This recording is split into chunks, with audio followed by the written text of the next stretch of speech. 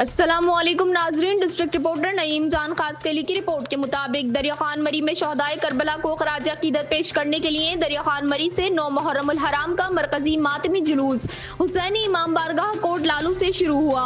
मरकजी मातमी जुलूस coat Lalu railway फाटक नुसरत वहा पुल से अपना रास्ता अख्तियार करता हुआ मेन बाईपास पर पहुंचा, जहां मातमी जुलूस में शरीक मोमिनीन ने दुआएं मांगी और शहदाए करबला को खराज अकीदत पेश किया।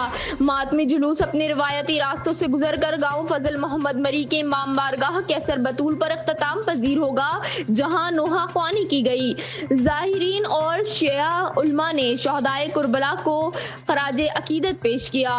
मरकजी मातमी जुलूस की सिक्योरिटी के लिए 60 DSP, 51 इंस्पेक्टर्स, सब इंस्पेक्टर्स, ASIs, 250 हेड कांस्टेबल्स और पुलिस के जवानों और रेंजर्स के एहलकारों ने सिक्योरिटी के फराइज सर अंजाम दिए, जबकि रूरल हेल्थ सेंटर में डॉक्टर्स और पैरामेडिकल स्टाफ की इमरजेंसी ड्यूटियां भी तैनात की गईं।